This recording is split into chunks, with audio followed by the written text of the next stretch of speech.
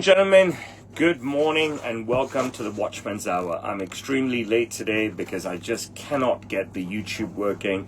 It's like a dead car. Try to work on it and work on it and work on it and work on it, and it's just getting worse every single time. Anyways, forget about that. We've got a ton of stuff to talk about, and of course I want to answer your questions, and I plan to answer your questions at the end of the stream because I've got a lot of stuff to cover. But whilst I have you, I want you to like and share the live, like and share the living shit out of the live.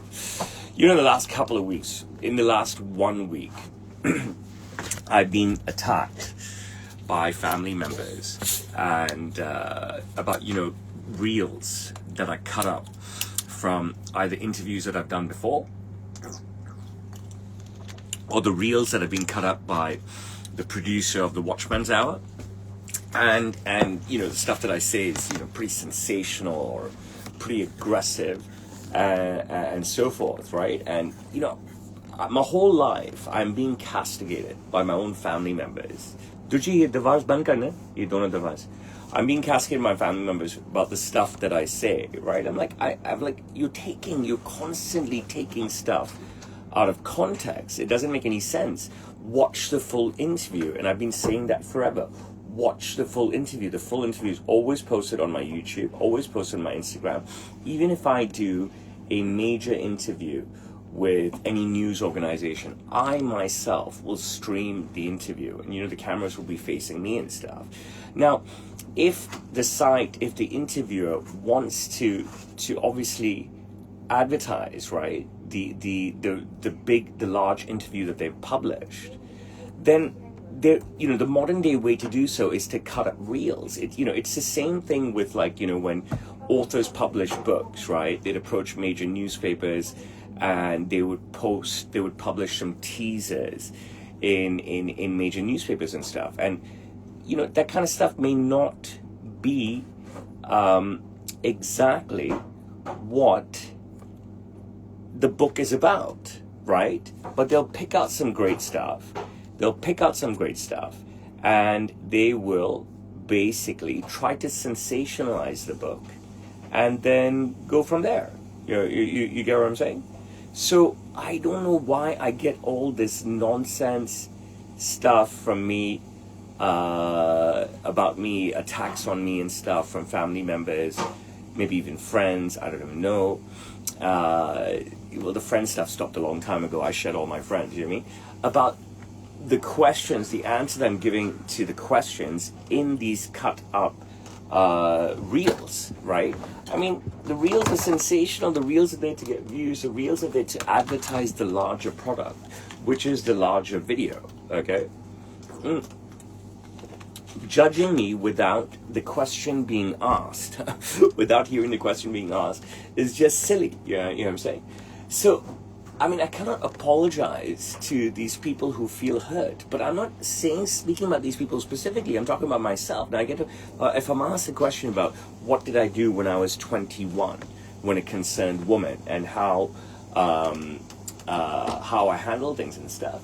If I'm answering, if the reel is just the answer of what I was doing when I was 21 years old, and you're interpreting it what it is now, I mean, I really don't give a shit.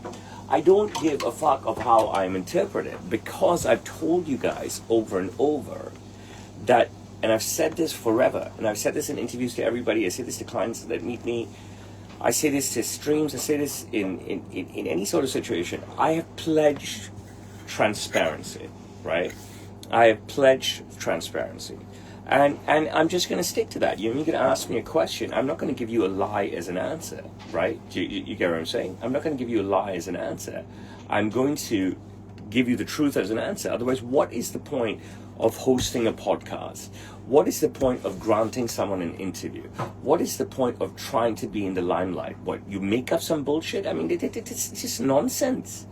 You mean it's just utter nonsense? You know what I mean? Anyways, for years and years and years, I don't give a fuck about the public judging me on social media, right? You understand what I'm saying? That's irrelevant, right? You mean what goes out there goes out there. But I mean, my own family members or friends or former friends judging me on what they see on my social media is just really, really, really, really silly. and stuff. And you know, I can be yelled at. I don't necessarily argue back. I comment back. The YouTube just went live now. It's insane. After like 21 minutes of trying. Goodness me, crazy YouTube. I wonder if anyone could actually test for me that it's working, like Lisa and Danielle. Anyway, so like, you know, I'll try and answer back, and you know, people don't want to hear it because they've already formed their own judgment. You know, I'm too old to argue with people. Okay, I'm too old to argue with people and stuff. And you want to believe what you want to believe. You want to interpret it the way you want to interpret the way you want to interpret it. I'll tell you this, okay? I mentioned this a few weeks ago when in London, when one of the gentlemen was shooting a doc on me. Okay, he said, "How would you like it to be?" Like, and you know, I'm right as right and crazy, and this guy's left as left and white. Okay, I said this a few weeks ago. I said, "Bro, you're the artist. You bring me across however you want to bring me across, okay? I leave the creativity in your hands." Hello, Maximus Gator. Can you see and hear me? Maximus. And if you can, Maximus, say yes. I love you, Danielle. You're so good to me. You really are so good to me. So, I mean, just enjoy the content. And if you don't enjoy the content, switch it off. You know what I mean? Like, I have no interest in human, as it is, I don't go to the comment section, right? But I have no interest in humans coming and telling me this and that. I've spoken about package hate so many fucking times, Jesus Christ. So, you're wasting your time trying to attack me from what you see, okay? Now, let's rewind a little bit, okay? So, this week I've had a really busy week, right? So, Monday I had a client at 10. Tuesday, I believe I did... Monday I had a client at 10, Tuesday I did a live stream with a client. Wednesday I had a client at 10, Thursday, Friday I've done live streams. In my Friday live stream, in the opening, I said, do you like my hair up? Which is how you normally see it, or do you like my hair down? Which is like this today. And I made my hair down with gel day before yesterday on the Friday live stream and stuff. And I got some great comments, but I would like some more from you guys. And today is a very rainy day. It's been raining like a motherfucker for all week and stuff, okay? So I used wax in my hand. I haven't used wax in my hand a long time, and I've just molded it down, you know what I mean, for the sake of it, to give you the option for you guys to see whether you like my hair up or you like my hair down. You can let me know. If I knew how to do a poll here, then maybe I would add it. Should I try and add a question? No, I don't know how to add a question and stuff. I'm not really good at this stuff anyways. So last week, the hour just flew by. It was the fastest ever, and I never got to answer your questions, you know, and I apologize. And I really hope today that I will be answering your questions. But I have a bunch of notes that I want to go through. And last week, I had so many notes that I did not manage to cover one page of the notes, all right? So this stuff is just notes that are like all over the place, that, you know, maybe at 4 or 5 o'clock in the morning or sometime during the day. There's notes on garbage paper in my home. There's notes on garbage paper in my office and stuff. And, you know, I wrote down a note, God knows when, maybe 2 weeks ago, that says, it's not just views, it's responses and dialogue. And I have no idea what the fuck that means anymore. Because if I was writing expansive notes, then I'd just be doing more stuff. You know what I mean? I'm already doing more stuff. So I don't even know what it means. It's not just views. It's responses and dialogue. I have no clue what the fuck I was talking about there or wanted to talk about there. This paper is from about 2 weeks ago, okay? And I never managed to cover it, all right? I said that, another note that I wrote is, even if you hate me and don't recommend me when asked about me, a tailor I should come to mind first. Now listen. Long time ago, before I was viral, before the pandemic, I think that I was going, it wasn't Singapore 16, I think it was Penang 17 or even Bangkok 18 or something like that, right? So a guy I went to high school with, he sees me in the line, okay? And he's with his wife and kid, and I've got my 3 kids and their mom with me and stuff, okay? And he goes, "Oh, fucker, you're everywhere." I think I've talked about this briefly, but not this specific thing. "Oh, fucker, you're everywhere, this, that." Meaning every time I open my phone, and Insta wasn't a big thing then, right? We're going back about 10 years or so, right? And this guy went to fucking grade school and high school with, okay? So I told him, yeah, I should be fucking everywhere. You don't want to fucking see it? Turn your fucking phone off. Fucking block me, right? Unfollow me and stuff. But what the fuck I told him? This is the airline. It's in the line to check in into an airline. And, you know, a few years later, a friend of mine, right, and I've distanced myself from him. He's a friend and a client and stuff. His wife is a fucking bitch. Seriously. I've tried for years so nice to be nice to her and stuff, but she has some serious problem with me. It's so fucking obvious. The guy doesn't. But the guy's an extremely smart guy. He went to a top American university and he started working with a fucking top American tech firm before he left way early in their journey and joined his family business and stuff. He's very, very well to do, very intelligent and stuff, but he follows the crowd. He's smart enough and good looking enough to be and wealthy enough to be a hero, but he's a herder. And you know, he said, every time I open a phone, I see you. I said, just close your fucking phone, right? Just stop fucking following me and stuff. And then, you know, there was an example. I went to high school with this woman who lives in the United Kingdom now. She's my age and stuff. She said, Roshan, I had to unfollow you because you keep popping up. This is all on Facebook. My sister said to me many years ago, Roshan, I've had to limit you or something because you keep, every time I open my Facebook, you pop up. A good friend of mine, a good friend and client of mine's wife said the same thing to me. She's like, I've unfollowed you on Instagram because every time you pop up, open my phone, you pop up. I mean, for me to hear this, these are great things, right? Okay. For them to tell me this stuff, nonsense, that they're unfollowing this, I couldn't give a rat's ass, okay? But going back to that encounter 10 years ago at the airport in a foreign Asian country, I said to myself in my mind, okay, that even if a person hates me, okay, even if you hate me, right, wherever the fuck you are in the world, and whoever the fuck you are, seriously, okay, if someone actually asked you, hey bro, hey ma'am, hey girl, hey friend, I want a tailor, can you recommend a good tailor? I should be the first fucking person that pops to your mind. I should be the first person that pops to your mind. Now, you may not recommend me, and you may hate the living fucking shit out of me, okay? You may not recommend me, and you may hate the living fucking shit out of me. But I should be the first tailor that everybody thinks of. And that's how. And I set myself that goal about a decade ago. Maybe it was a pipe dream, and like I've always told you, I don't go after specific things, right, that are in my head. And it's not like it stayed in my head, but it's something that I said to myself. And when I came back and I spoke from this vacation, I spoke to my team, I said, you know, even if a person hates me, this is 10 years ago, okay, even if a person hates me, no matter where they are in the world, no matter who the fuck they are, if somebody, their friend, relative, asks them, hey, I need a tailor, can you recommend one? Whether they recommend me or not, I should pop into their head first. And I think I'm there. I really, really, really think I'm there. And I believe that. You've got to believe that. You have to believe in yourself. Do you know what I mean? What's the point of going out to the crease? Okay, I'm wearing an India jersey. What's the point of going out to the crease thinking that you're going to lose? You know what I mean? I've been in relationships with women, and they always say the same thing over and over. One of my bad points is that I'm super arrogant. I said, it's not arrogance. I mean, you can define it as you want. Maybe I'm wrong. Maybe it is arrogance and stuff. But I say the same thing.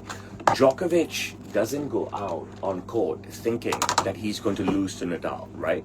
He's got to believe he's going to win, right? If he doesn't believe he's going to win, then what the fuck is the point of him going out on court thinking that he's going to lose to Nadal? And it's the same thing when Liverpool play Real Madrid. And it's the same thing when Lando Norris gets on track and stuff. You know what I mean? When he was racing Verstappen and stuff. You know what I mean? They have to have a single-minded belief that they're going to win, right? So that's just how I am. I'm not. I don't know. You can call it whatever the fuck you want. You can call it arrogance. You can call it narcissism. I don't care. It doesn't matter. I have to achieve. I have bills to pay. I think you don't understand. Everyone says, what's my motivation? I said, you don't understand how much bills I have to pay. You know what I mean? I have to pay bills. Okay? So I got to do what I got to do. Do you understand this? And my DNA, you know, it goes against what my father likes softly. bullshit. When he wants something, fuck, he's a bulldozer. You know what I mean? He'll lie, he'll cheat, he'll whatever. And don't take cheat in the wrong way, you know what I mean?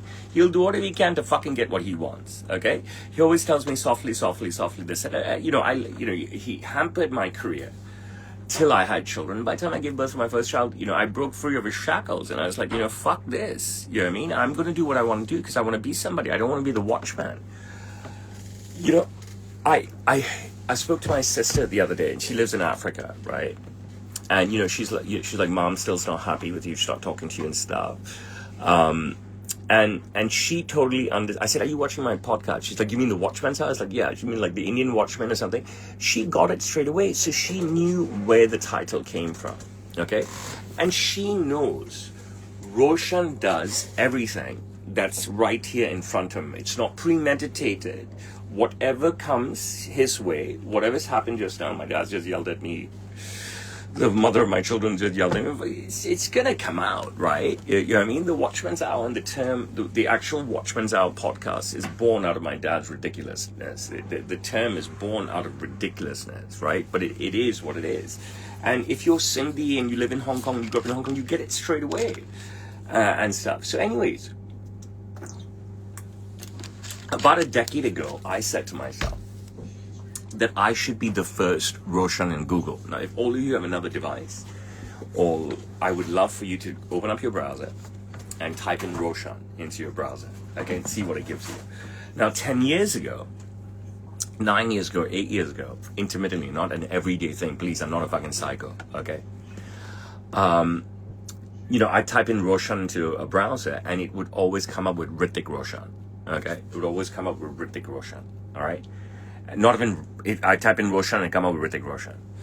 And here we are in 2025, and I want to know, have I achieved that? Am I the first Roshan in Google? If you type Roshan into your browser, I want to know that if I pop up. Now, if I type Roshan into any of my phone's browsers, one phone here, laptop here, it pops up as Roshan. And I think it's AI, because when I asked my team recently, a week or two ago, when we were having a meeting and stuff, they all type Roshan into their browser. Even my father typed Roshan into his browser, and he's not connected with us, right? And Roshan Nawani popped up, okay?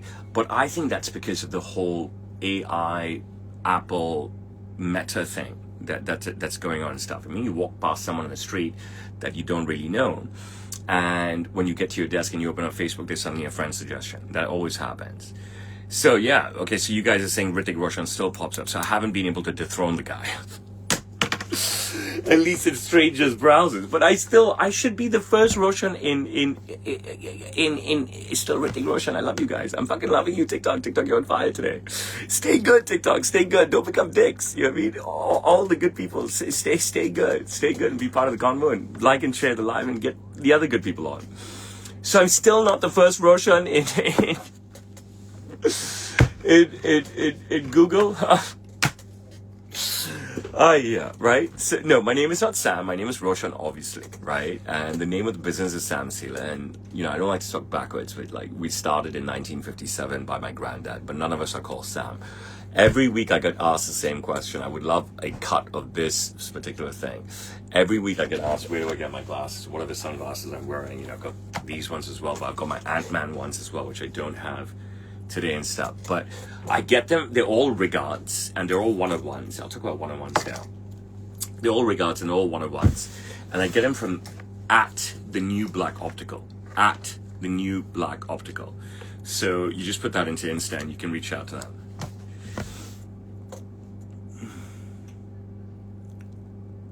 Well, I don't think globally people know Hrithik Roshan as much as globally people would know Roshan Nawani or Sam Taylor, right? Wouldn't you say that? That doesn't mean that he's got 1.4 billion people in India that know him. Hundreds of millions of Indians globally know him. So let's say at least 2 billion people know him, okay? But what I'm saying is, if you take a spread over, if you go to like every other white person in London and ask them, who's Hrithik Roshan? And they're like, no idea, right? Do you know Roshan Sam Taylor, that Taylor guy, the young Chinese boy guy? Yes, we do, right? So in that sense, so I'm battling hard, right? Obviously not my gender and stuff, but these are the kind of fun things that I would like to happen to me, Do you get what I'm saying? These are the fun things that I would like to get happen to me. So if you've got a spare device now, or later when we finish a stream, please type Roshan into your browser and see who pops up. Am I number one? Am I number two? Am I non-existent? Take a screenshot, post it to stories, and tag me. I think that would be a really fun project. Okay, I would love it for you to do that. Repeat that again at the end of the stream. When you get off the stream right now, if you have another device, type in Roshan into your browser, see the pop-up list, see where I rank, screenshot, post it, and tag me on Insta. You know what I'm saying?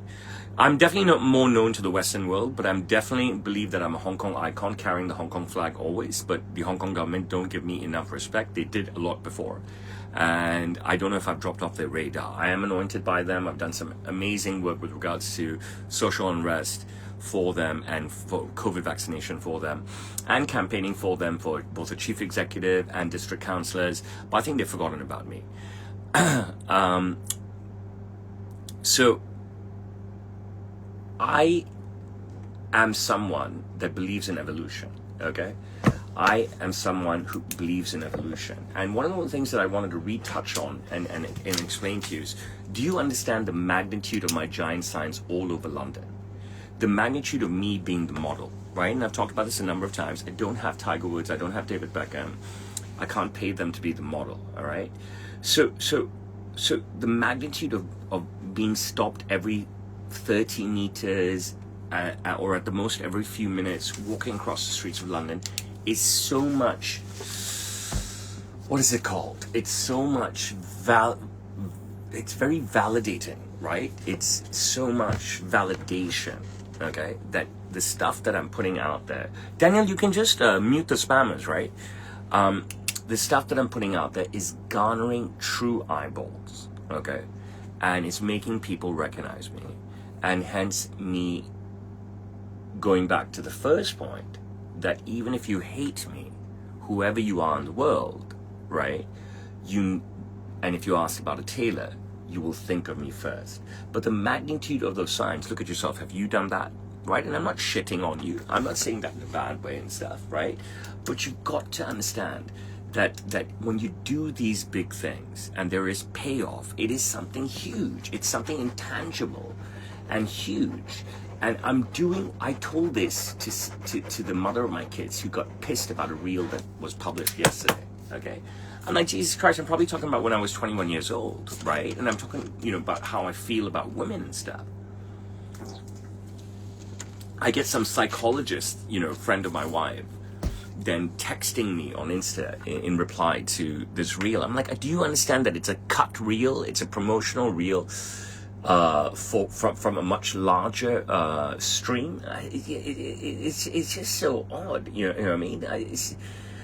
It's just so odd the way people take things. But of course, I've had tons of messages, saying, bro, I love you, bro, I love you, bro, I love you. But I'm not trying to be any Andrew Tate. I'm literally just here to talk about myself and for you guys to get to know me and stuff.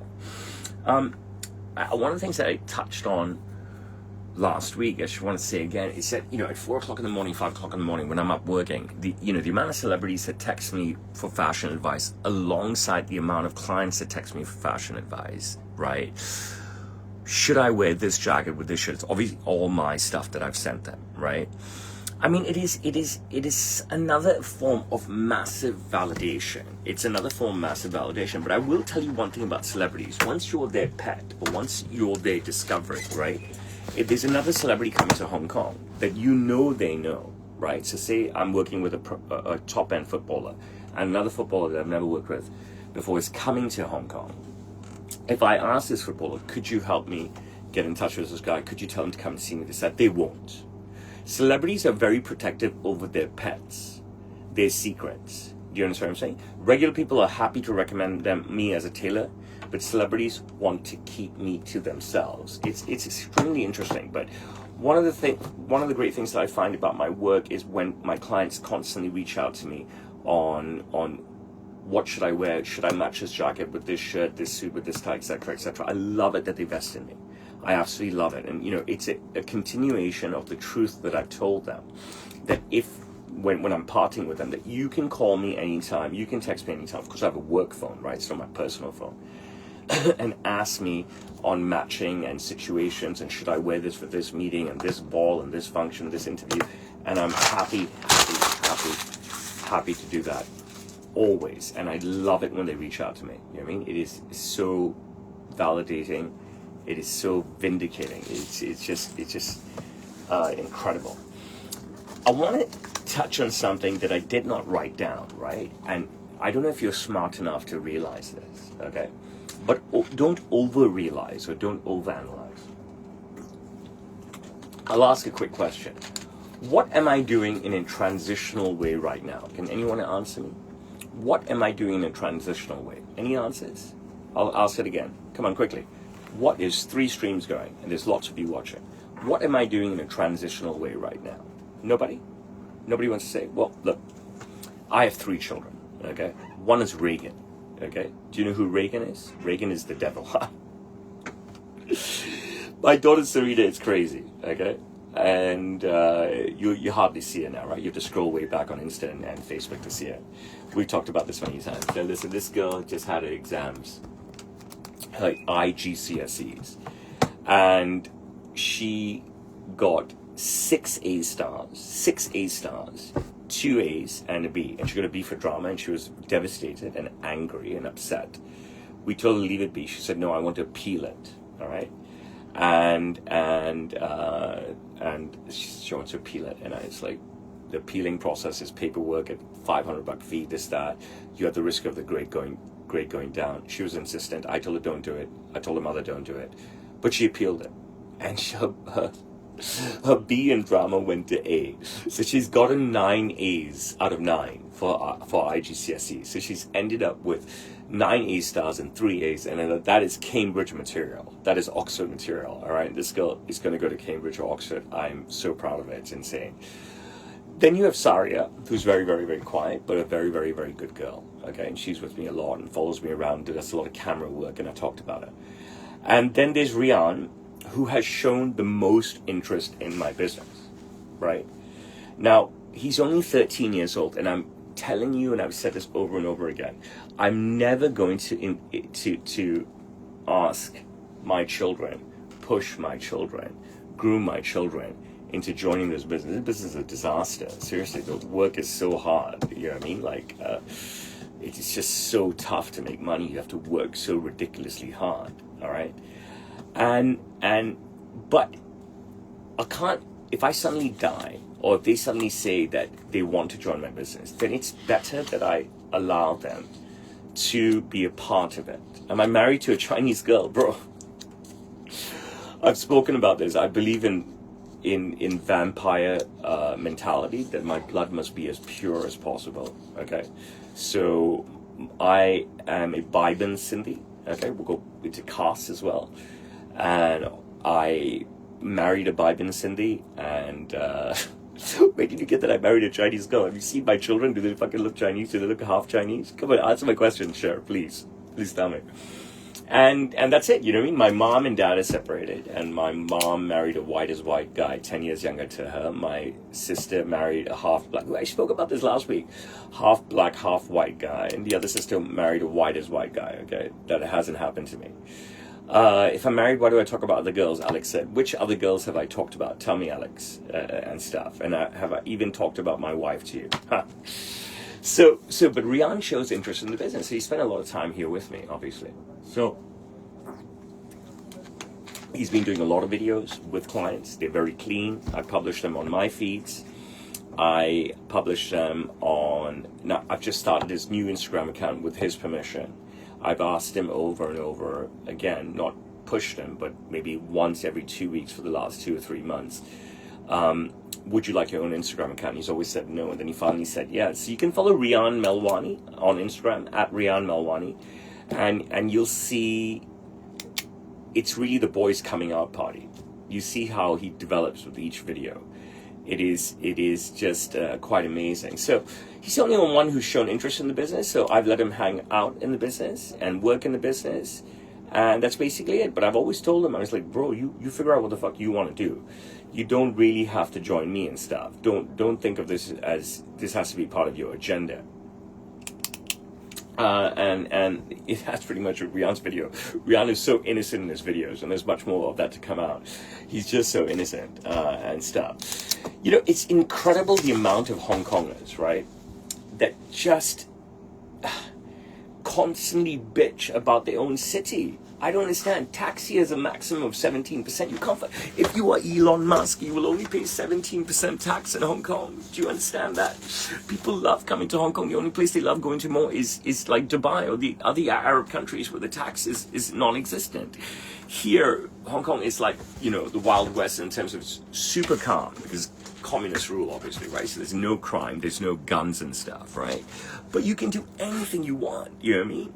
And these Hong Kongers bitch about their own city. Well, the city is so beautiful, there's no crime, the city is gorgeous, the infrastructure is amazing, the train is amazing, the plumbing is amazing, public transport is brilliant, Ubers are fucking Mercedes, yeah, and stuff. But there's so many Hong Kongers, and they're not really Chinese, right? They look like me, or they look like you and stuff, and I wouldn't say they're transient, they've been here for a while, and they shit on their own government. I don't understand.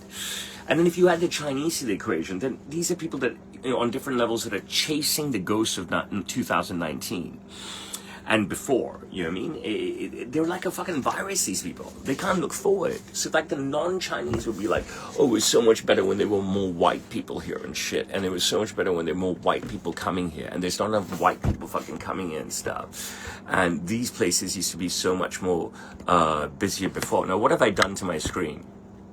Yeah, there we go. And so forth. They don't realize net migration is up. Okay, so that means there are actually more people here than before. But they're different people. They could be from mainland China, they can be from India, right? And stuff. And they're not necessarily, I've talked about this so many times, they're not necessarily living in the same white communities that people were before. And because of this, you know, the white shit on their city, whether they've been here 20 years, 40 years, 2 years, 7 years, 9 years, I don't even understand that. You know what I mean? Like, why are you shitting on a city which has no fucking crime, no fucking terrorism, right? And the tax rate is 17%. And stuff, you know what I mean? And then, you know, if you take the rest of the population, why are you chasing the ghosts of 2019 and before? The past isn't coming back, right? You got to focus on the future. And, you know, if your little white village is no longer full, right, you've got to realize that there's so many beautiful places the Hong Kong government has built. And if people from mainland China are arriving, they don't want to stay in your old white village. And if so many people from India are arriving, they don't want to stay in your old white village. Do you understand what I'm saying?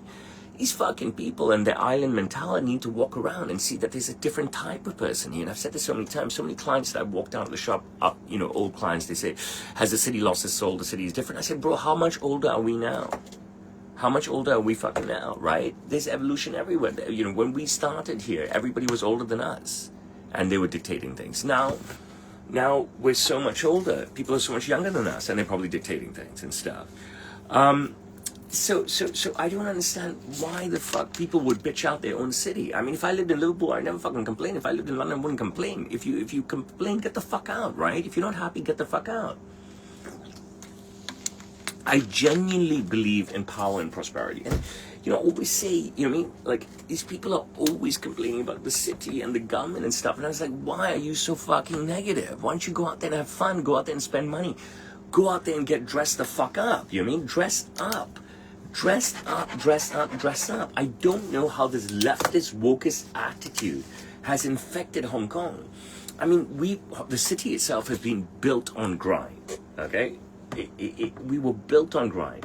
But now people are just shitting on the rich and not grinding and claiming that there's no hope. You know what I mean? I tell you an anecdote, okay? So, my wife has a cousin, and I believe this is what he did. So, maybe 10 years ago, 20 years ago, I don't know. So the guy took a loan from his father-in-law, okay? Very small loan. And he was a first-time home buyer. So I'm going to talk on, I'll try and, are most people here from the United States? Most people here from the United Kingdom? I don't know. I could talk in US dollars, I could talk in Hong Kong dollars. Let me talk in Hong Kong dollars just to make it easier, okay? Let's say the guy took the apartment was a new building and it was a shoebox. It was fucking tiny. Okay, it was really, really tiny.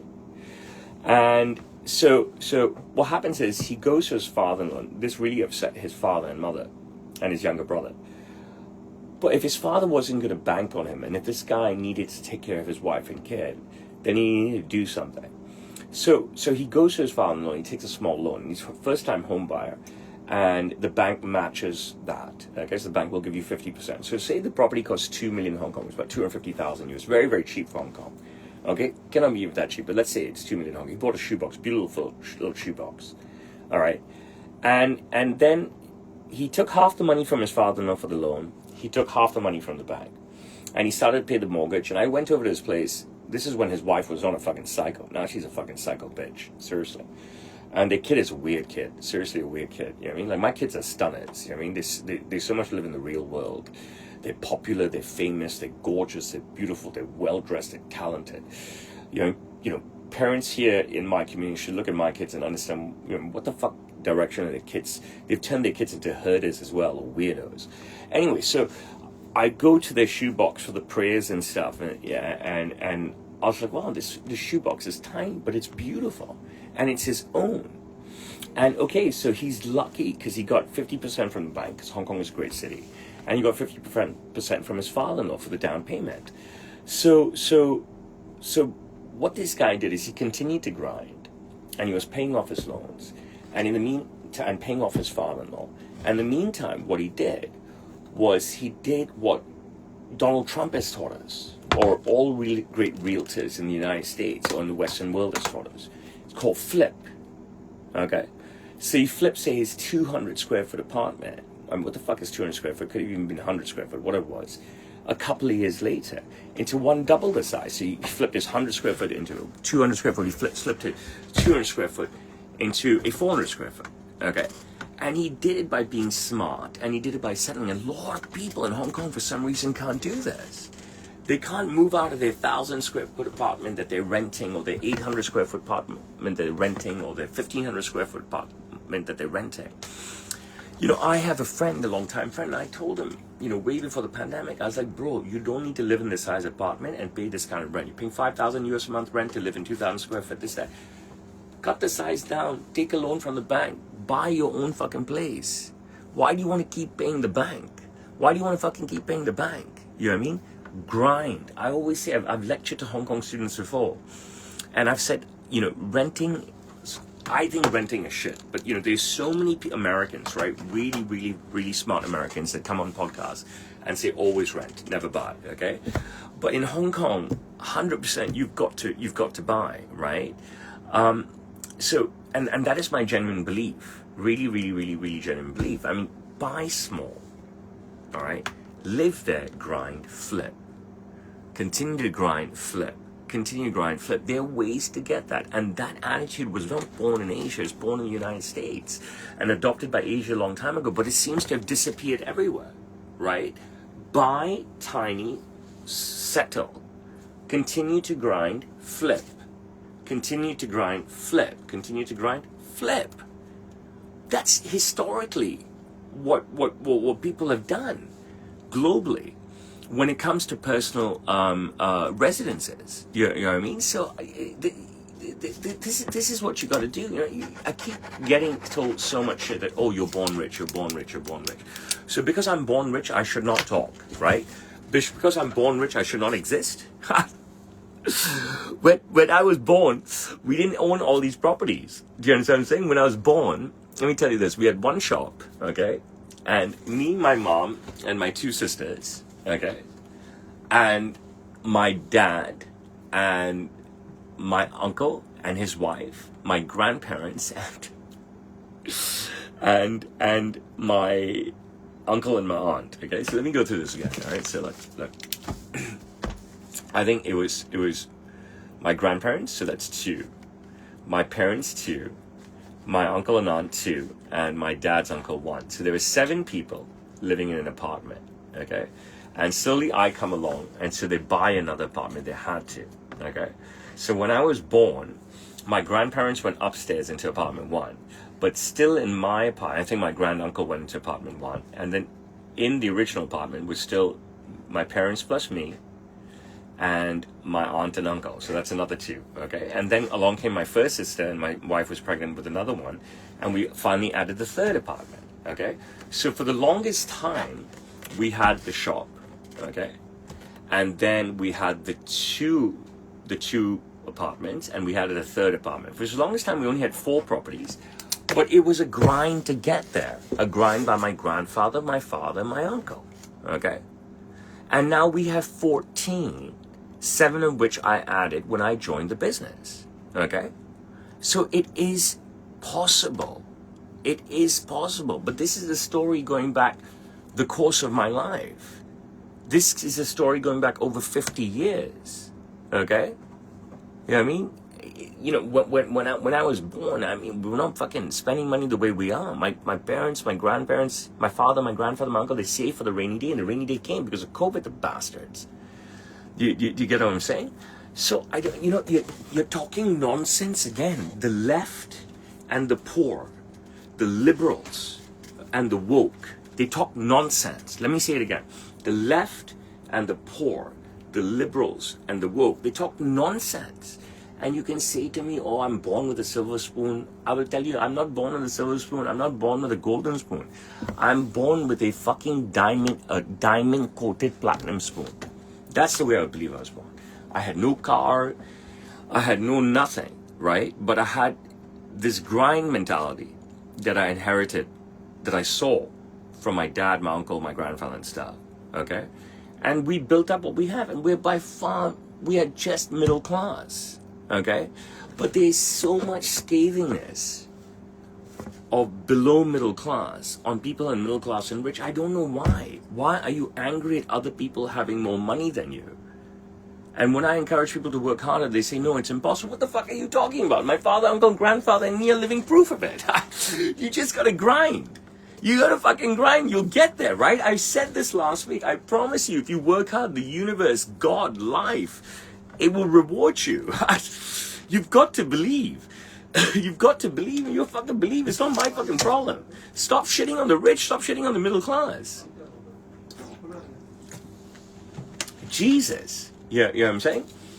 I don't get it. I don't know if I want to shift topics so quickly, okay? But I'll talk to you about something else now, all right?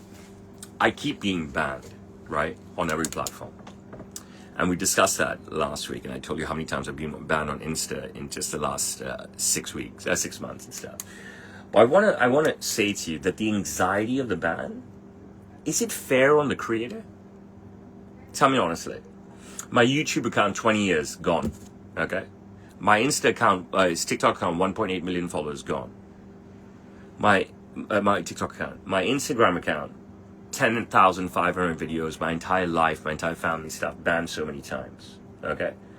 I mean, the anxiety of the ban on creators like me, but, you know, who are just devoted to putting stuff out there, right? You know, my lifeblood is these accounts right now, right? My lifeblood is these accounts. I use them to advertise my business. I use them to advertise me. My devotion to constantly furnishing content, unique content, every single day on every platform. Every single day on every platform.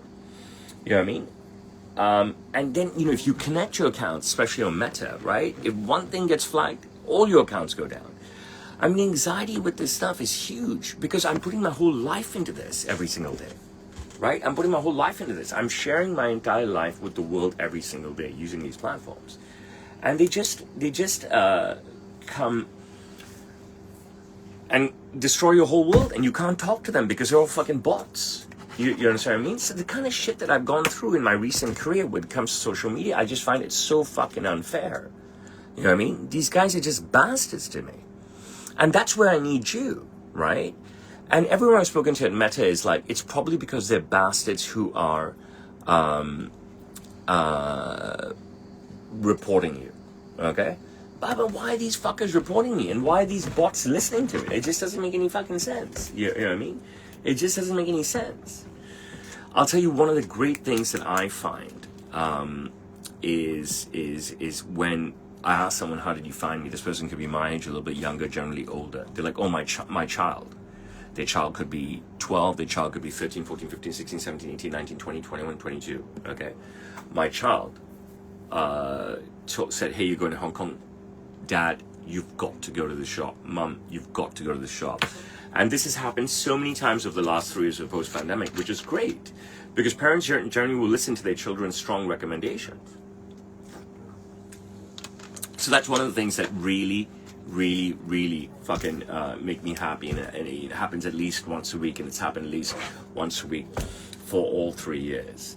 You know, I'm really enjoying mixing things up again for you guys, for viewership. So like I said, Monday I had a 10 a.m. client. Tuesday I had a live stream consultation to Melbourne.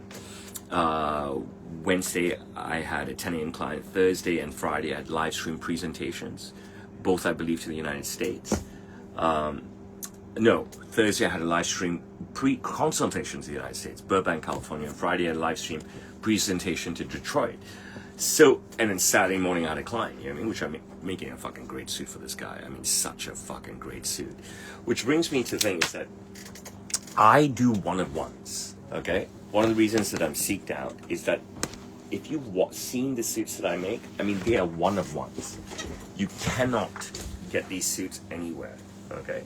They're so distinctive, and they literally are one-of-ones. They don't exist anywhere else on the planet. They are magnanimous in every ways, and I'm so super proud of them. I'm so super proud that people can come here and literally get one-of-ones. The suit is completely different. Look at that interior. Can you guys see that? How fucking remarkable it is, right? You just can't get this stuff anywhere. It doesn't exist, you know what I mean? Fuck NFTs. I mean, literally, look at that. Look at the pin that I built the guy. Fuck NFTs. Look at the gauntlet cuffs for the guy. Look at the buttons. What I've done with the large and small. I mean, fuck NFTs. My stuff truly is one-of-ones. And that is why people constantly seek me out. And this is why I will always be successful. And this is why you should watch my live stream presentations and my live stream consultations during the week. I was obviously doing it every day during the pandemic. Because you can see how I build the stuff that I want once, and then how they turn out. Daniel, if you could mute the spammer, that would be great, and the disrespectful people. So yeah, I'm always going to be successful, because there's nobody like me there in this industry doing this one-of-one stuff. And when I explain that to the client as well, I mean, they just swept off their feet. Nobody can compete, right? I'm in a league of my own, and that's pretty much it.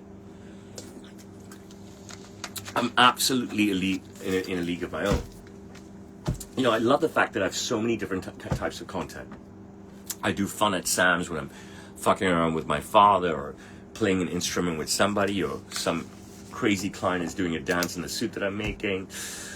I have so much celebrity content, which I'm so proud of, both here in Hong Kong and on the road. I love showing you my dinners out. I haven't done that in a while because I have so much content right now. I love the commercials that I've been doing. There should be a couple of more coming out now.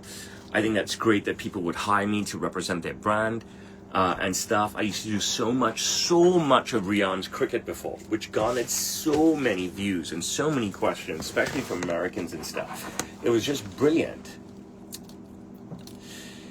But, unfortunately, there's a new hate in this world, a new evil in this world this decade. And that hate, starting from 2020, emanates from the comments, okay? And young people, the first thing they say when they know a controversial video is going to go out, or a funny video is going to go out, or if they watch a video and they find it controversial, they go straight to the comments. They need to hear what other people have to say. And they need to maybe respond to that, what other people have to say, or just respond to the video in a hateful way. So I don't understand where this has come from, okay? But it's a very viral, large disease, a very viral, large, tangible disease, okay? The comment section. And like I said, I have no idea where it's come from. I don't understand why people are not focusing on the content that creators are putting out. okay? Not focusing on the news that an agency is putting out. Why they're not focusing on learning from the documentary people are putting out, but they're going to the content section and hating, okay? This is a disease that emanated from the United States, and it's caught on globally. It's not as huge in Asia, but it's very predominant in Anglo-Saxon countries, okay? And many people will say hating is so fun. I don't get it. I think it's disgusting, right? And if you believe in a God, let's only focus on people who believe in God, okay? Let's only focus on people who are religious. If you are a God-believing person, right, then you know what you're doing is wrong, okay? You know the fact that what you're doing is wrong, all right?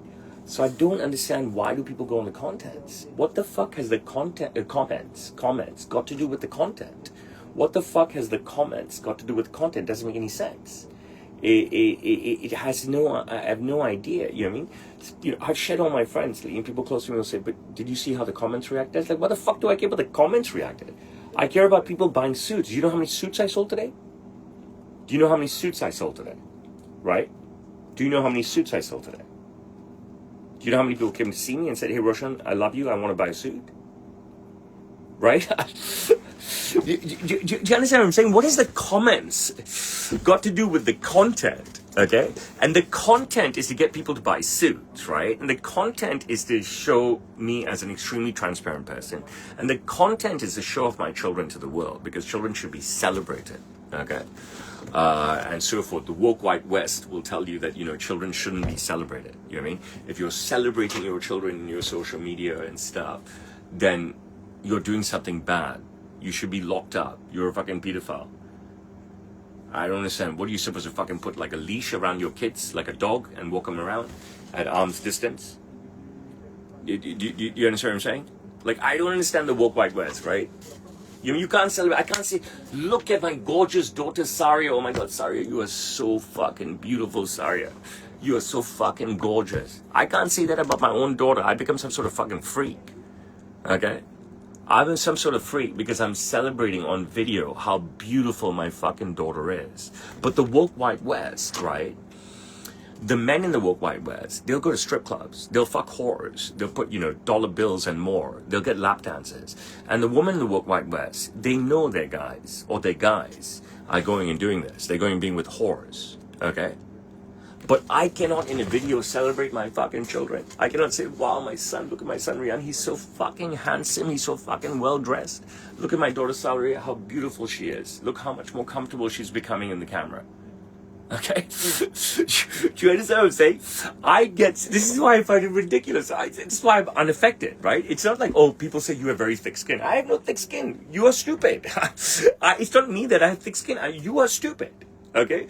You are worried about the comments say. Okay, I'll tell you again, okay, I'll give you two things. I get on my knees and I celebrate how handsome my Rian is, how well dressed he is. I get on my knees and I show the world, because I got the channel, because I built the channels. I built the fucking channels to talk to the world, okay? I built these fucking channels so the whole world can see and hear me. And I'm going to use the channel to show the world how gorgeous a daughter I have, okay? But that's a bad thing. To the woke white West, they're like, no, you're selling your daughter. You're brown guy selling your daughter. You must be fucking Muslim and you're selling your daughter. They're like, how am I fucking selling my daughter, you fucking assholes? You woke white West motherfucking cunts. You have these homecoming parties, these debutante parties, this that, where you're parading white girls around and stuff. You have your Miss Universe and your Miss World and all this shit that started there, right? You woke white West motherfuckers, go to whores, go to strip clubs. You woke white West bitches have boyfriends, husbands who go to whores, who go to strip clubs. Okay? Alright? And me, I'm the pedophile, I'm the freak, I'm on Epstein's list. I should be fucking locked up because I get on my knees and I use the channels that I built to show the world how beautiful and how much in love I am with my daughter Saria. Okay? And I get millions of fucking views. And you know what? If you go to the comments, you'll get hate. So, you know, people, my friends who I said I've shed, will say that, you know, this is kind of negativity your daughter's getting. I'm like, from who? From who? From poor people? From protesters, from socialists, from leftists, from white people. You understand what I'm saying? From Indians who want to jump on that bandwagon. Do I give a fuck? Do I give a fuck, bro? I love my baby Saria. And when she's out with me and she's wearing a dress and she's wearing a fucking designer dress, which I worked hard to buy, because I'd rather put that money into my children than into booze and into gambling and to narcotics. And she's got a fucking designer handbag and designer shoes. I'm gonna fucking celebrate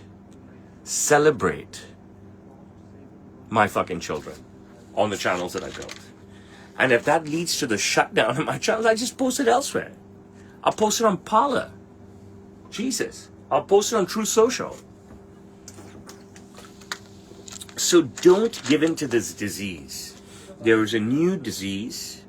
It is a tsunami of hate. And it is born and emanates from the comment section. Focus on content and what it can do for you.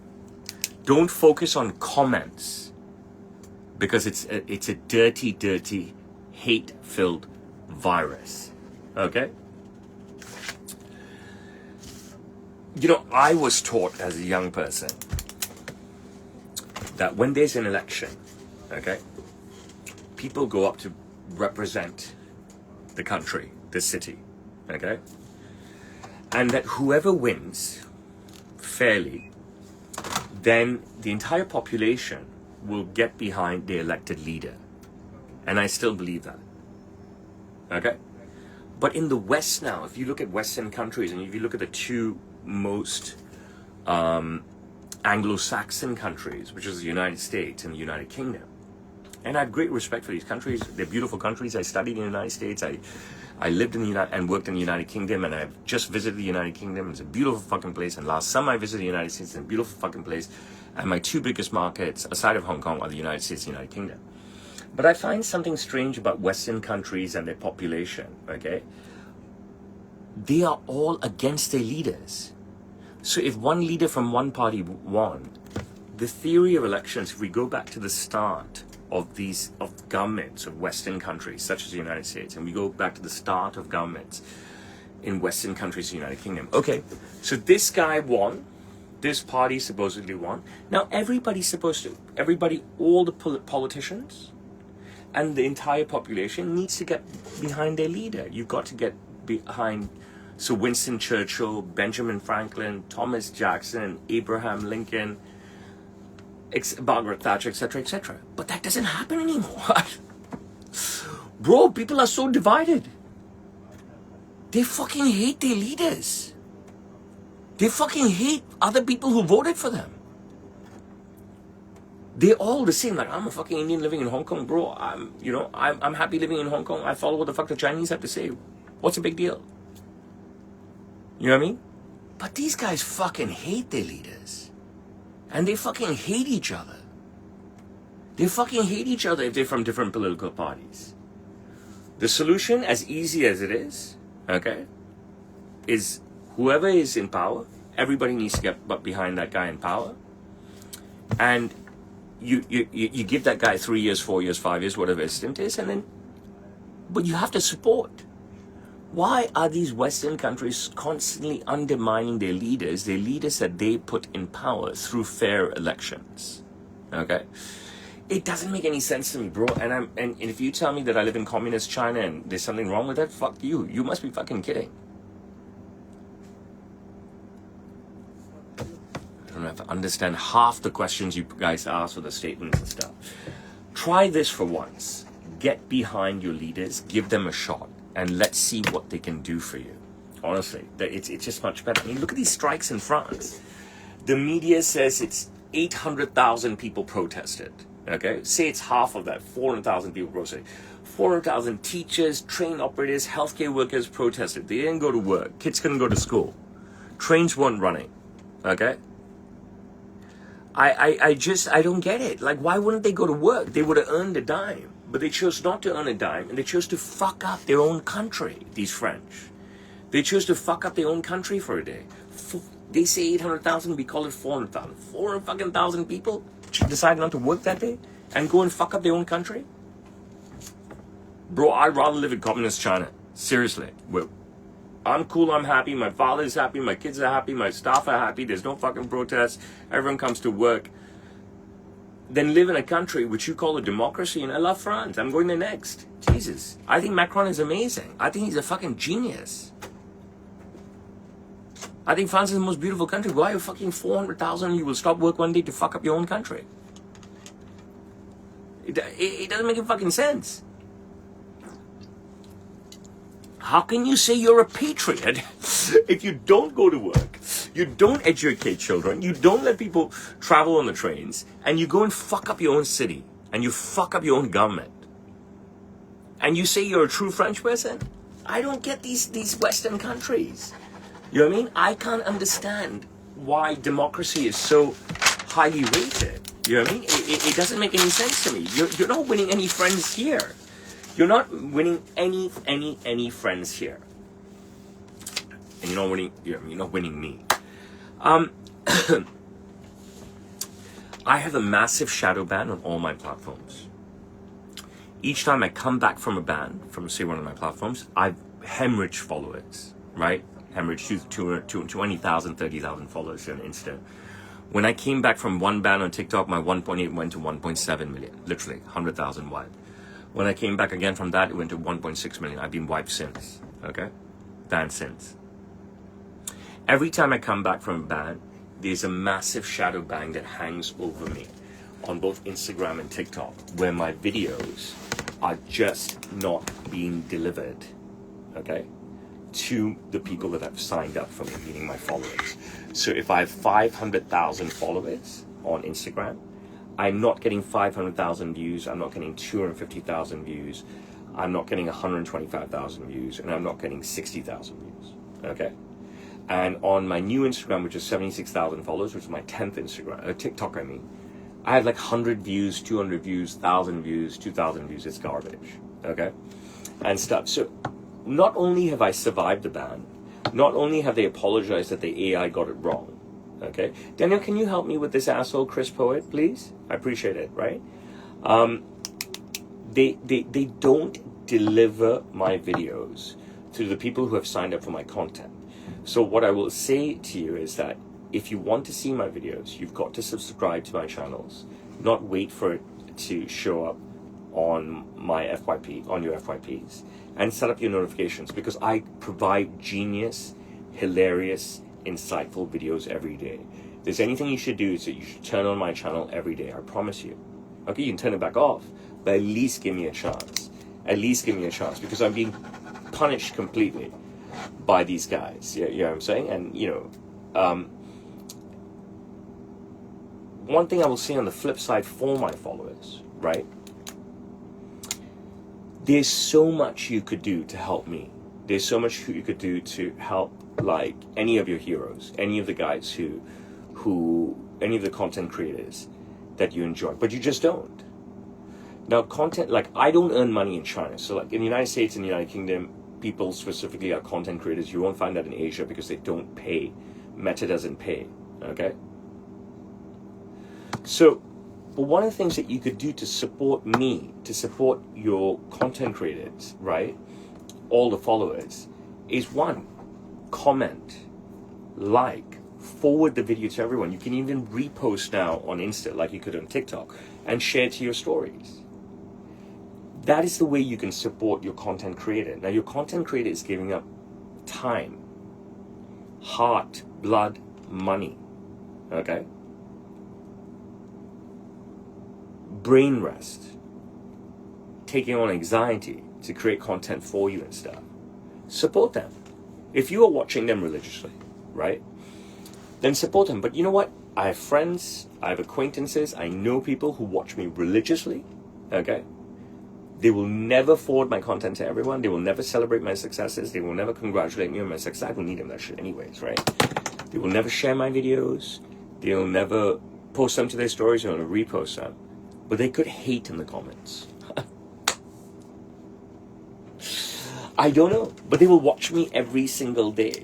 They will watch me every single day. When I post stuff about Rian, when I post stuff about Saria, whoever's their friend's mother that talks to their mother will always say, oh, was that shave Rian had, was in London a fake? It was a fake shave, right? It was a fake shave. So I know everybody's watching. Okay? But they'll never praise, they'll never do anything nice, they'll never promote. You know what I'm saying? I don't get it. And that's why I'm much happier living in this bubble world.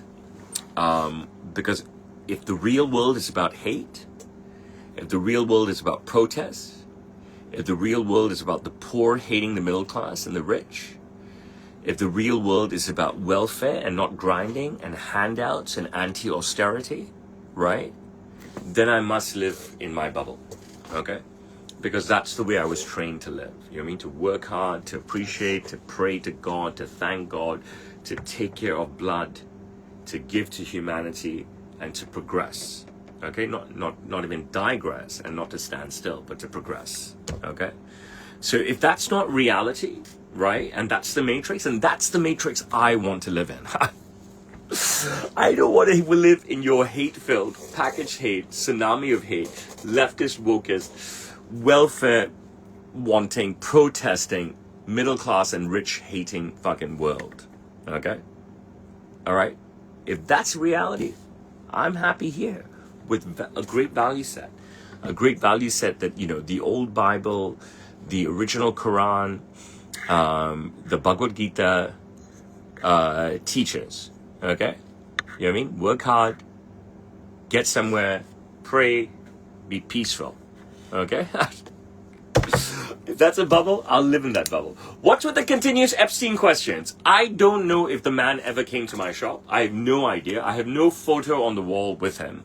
But if he ever did, if he ever did, I would be so happy if he was wearing my suit. I don't know what he did. I don't care. All I know is that he's vilified by the left everywhere.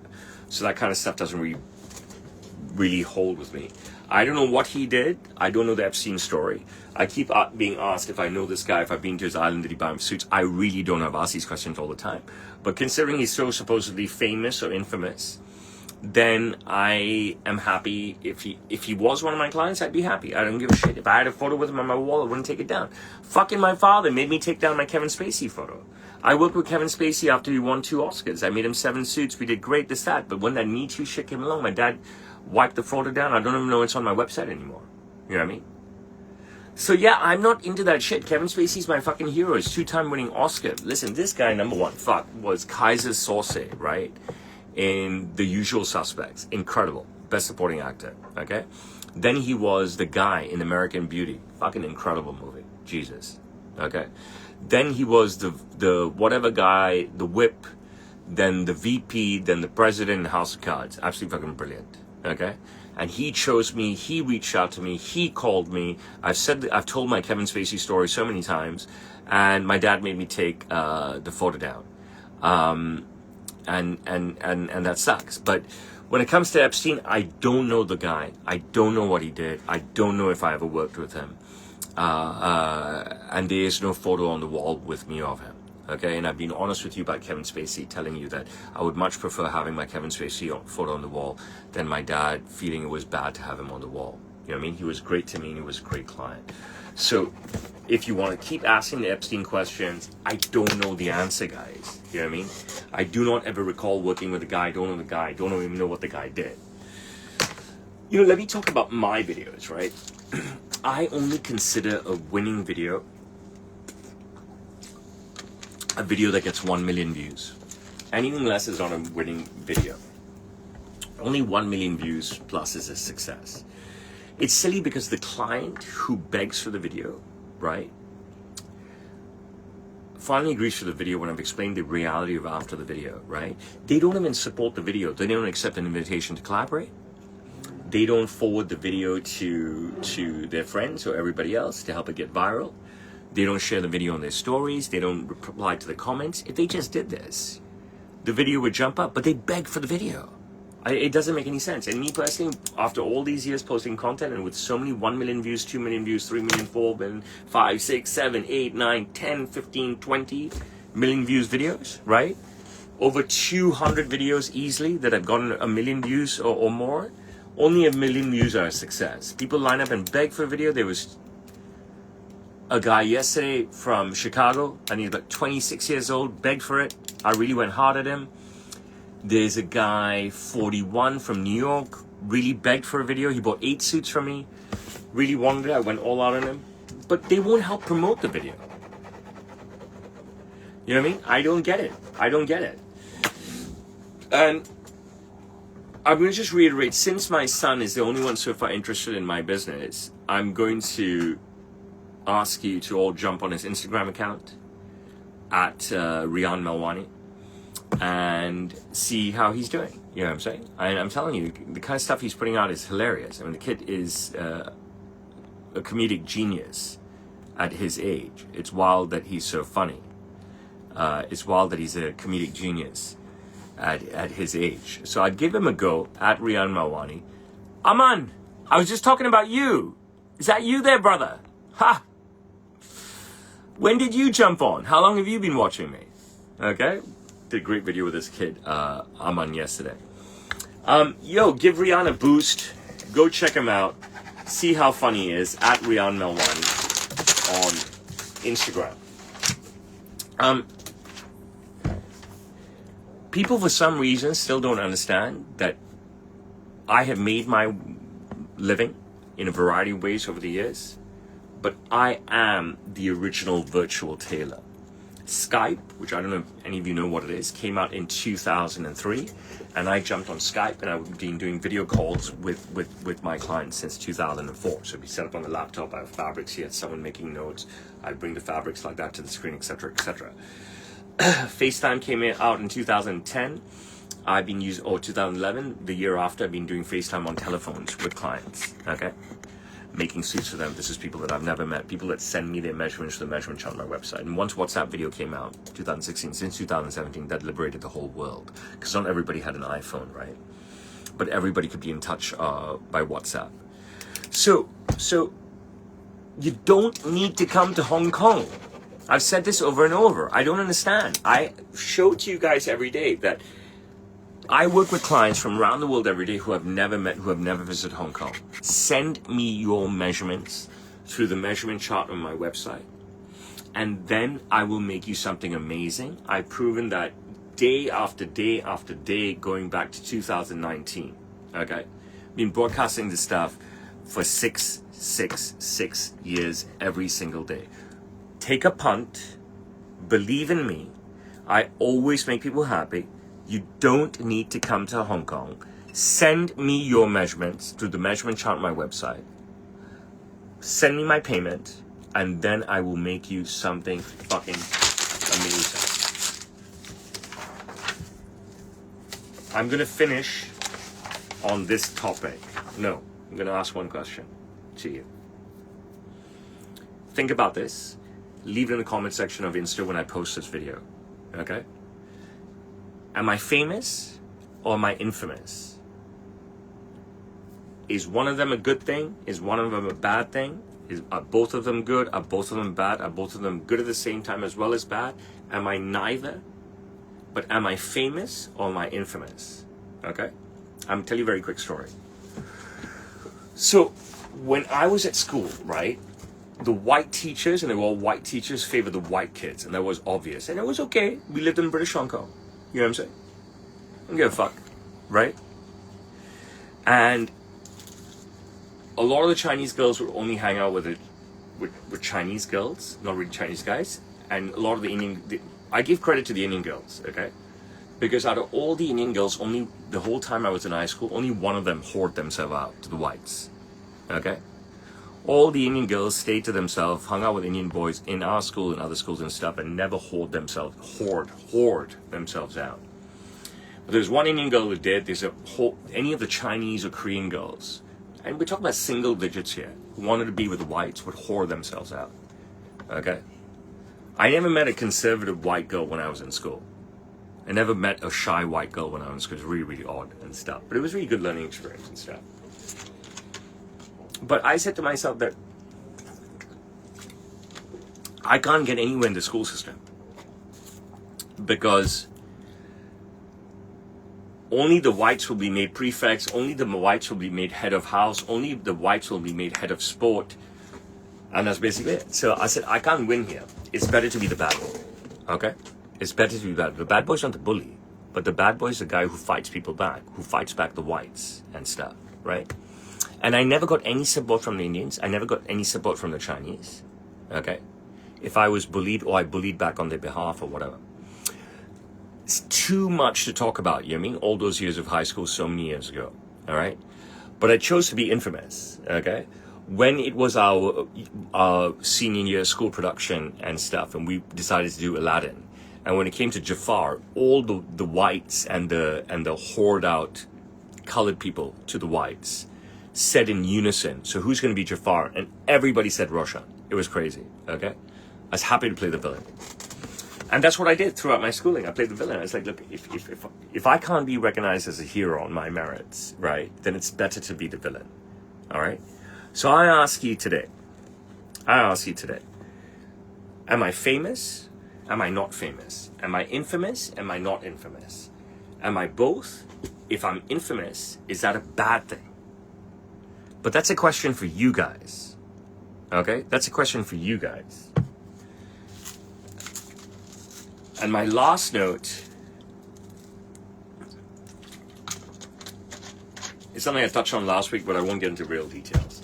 Everyone always asks me about my diet, but they can't accept the truth. They don't want to hear the story. They say, what do you eat? This, that. I start to try to teach them out of the goodness of my heart. They don't listen.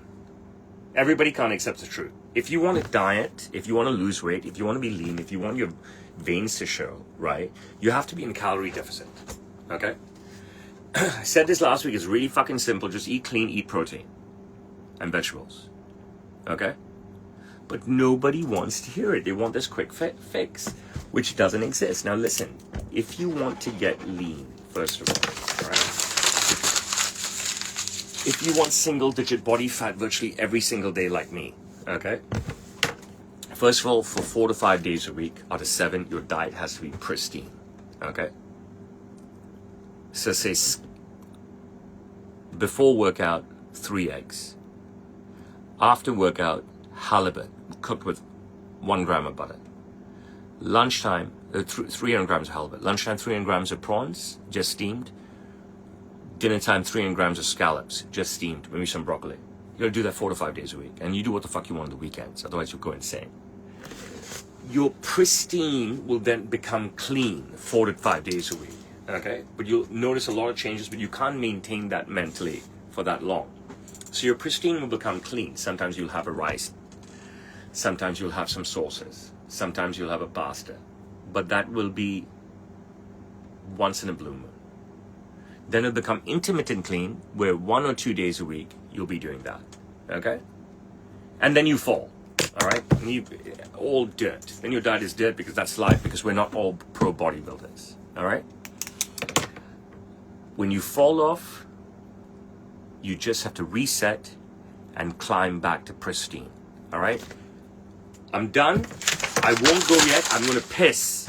And I'll be back with some questions. And if they're good questions, I'll stay. And if they're no good questions, I'm gone. Hang on a second. Mira, Tarzan, go and answer some questions. I can't leave them blank. Go and sit there, one of you. I have to piss. Help me now. Why are you like that, guys? Go and sit there. Eh?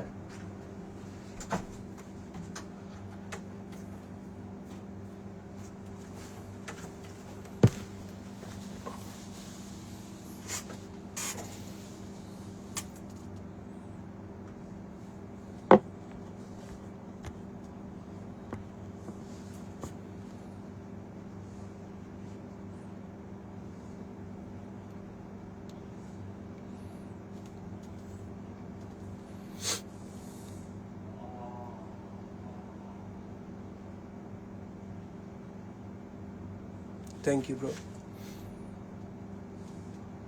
Hi, Daniel.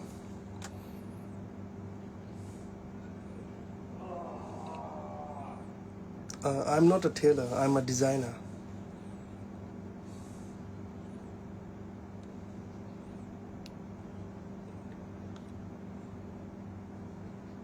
Sidhu Moosewala, yeah, bro.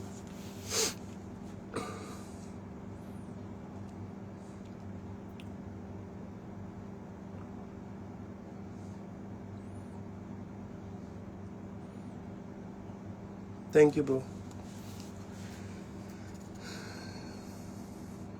Thank you, Daniel. Yeah, Roshan is the best guy to work with.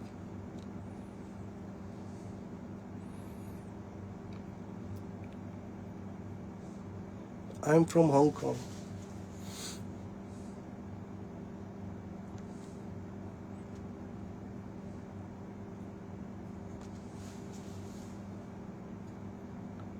No, I'm Punjabi. I'm not South Indian. I'm North Indian, Punjabi, Sikh.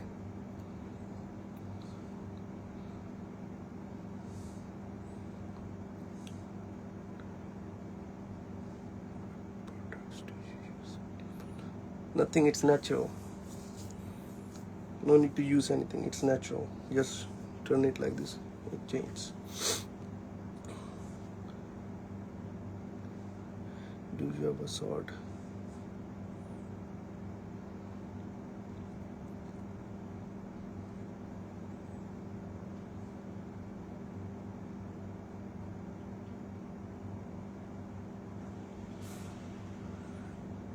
Yeah, my name is Tarzan.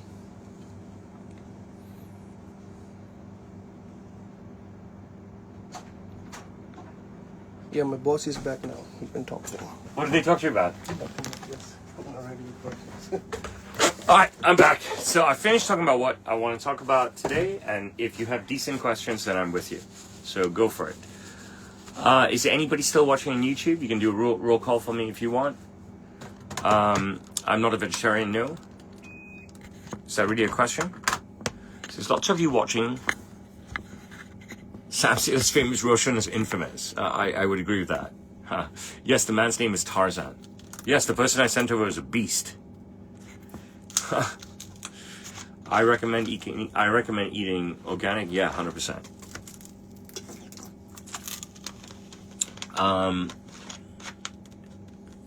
Still watching. Are you a fan of basketball? No, I'm not. I'm only a fan of Kobe, who's now dead, and I'm a fan of LeBron, who doesn't seem he can be win.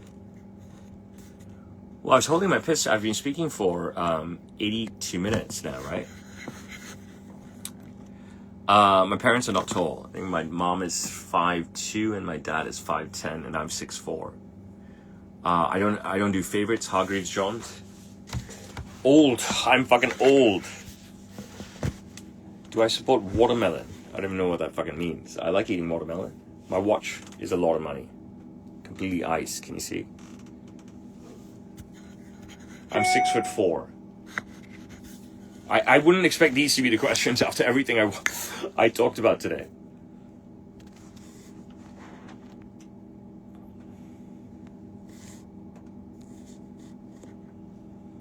I weigh 77 kg. I don't stand with anybody, bro. I stand with myself. I don't know why Hamas just don't give back the hostages.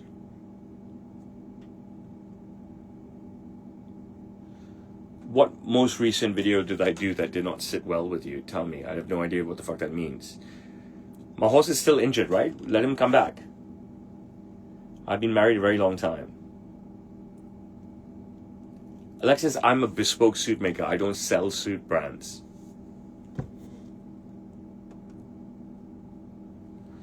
I don't do favorites, but, you know, of course, working with the superstars are great memories. You're asking me what sport uniform this is. Are you kidding me? I mean, you can't tell me what sport this is? Are you kidding me? My favorite ice cream is Biscoff.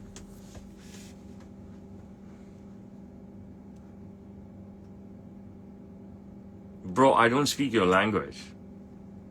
White Brits, no other Europeans. Long time ago, I have no resentment. Gravenbeck is king. The watch brand is called Voila, Voila. He's maimed in his front and his back leg. I don't like to talk about negative stuff, guys. You know what I'm saying? I'm from Hong Kong. How did I become so successful? Just grind. Favorite Liverpool player is Steven Gerrard. Second favorite Liverpool player is Jamie Carragher. Probably they're equal favorites. Matt Sibbs, are you in Hong Kong right now? Hong Kong is a small city. Believe me, you'll find me. Client pays me. If they want to go live, we do. If they want to go video in the office, we do. That's not live. They want to just do it over text and email. We can do that. We can do anything you want, Christian Benanti. Anything you want. All you got to do is pay with this for the suit. The consultation comes with it. And you don't have to consult with me. You can consult with any one of your team. Consult with Tarzan, Lovejeet, Mira, Seetal, Josephine, Deep, Jay, whoever you want.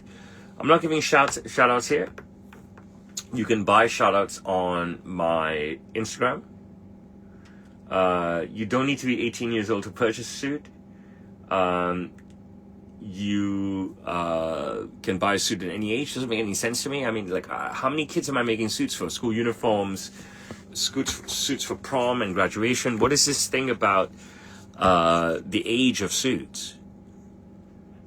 I'm not wearing a cycling jersey. I appreciate you, Ton Ronkin. Send me the 1,000 sterling, Morpheus, and we can work. The videos are part of the service, but the videos belong to me, not to you. If we shoot it, it's mine. Robert, I appreciate you following my son. Yeah, my son is at Rian Melwani. Yeah, we've got tons of Plenty of Consent merch. Just email them. Email plentyofconsent.com and you can purchase the merch directly from them. My son is only 13 years old. I prefer sparkling water. That doesn't mean I don't drink tap water. Alert today, alive tomorrow. You've got to pay me to purchase a suit and then we can talk. Christian Benanti, I appreciate your love very much so. My son is funnier than me. Great, I'm happy. It's a Wallah watch. I've said this about 65 times. Sam Sailor is banned by YouTube. You've got to follow me on Roshan Mawani now. Suit is 1,000 sterling. My son's account is Rian Melwani. Not at the tailor shop, guys. I'm not selling merch out of my atelier. I'm making suits here. You email plentyofconsent.com. Just said it, right? If there was other options, I would say other options.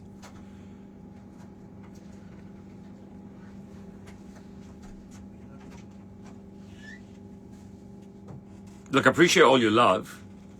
I have over 300 young Chinese boy videos that I can unleash at any time.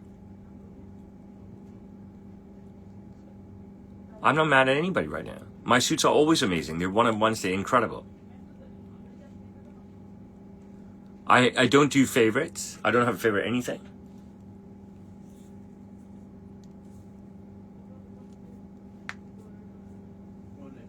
Okay, so I'm going to shut down Insta first because it's the least amount of questions coming from Insta, even though there are a lot of people watching, and it's a lot of nonsense questions. But I'm glad Jeff Lutz is watching because I just made him 8 brilliant suits, and he is amazing. I have not unuploaded videos. I mean, there's nobody who speaks as crisper than me, okay?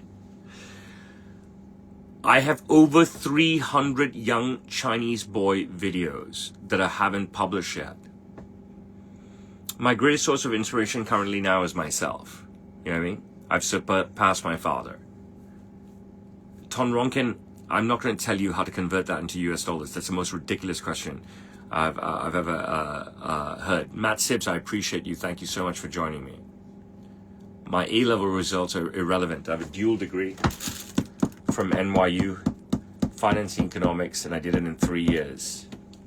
Okay, so we talk about what's my latest thing. If I went on to do a master's, that would be irrelevant as well. You're in Hong Kong and you don't know where I am? You don't need me to tell you my fucking address. You can ask Google, right?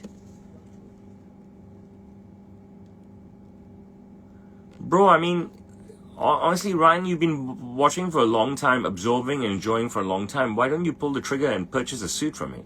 And I guarantee if you do that right now, I'll get art to design it for you. If you're such a big fan of art. Dual bachelor. Google doesn't show you the translation in currencies. You're talking nonsense. Here we go with the nonsense. Okay.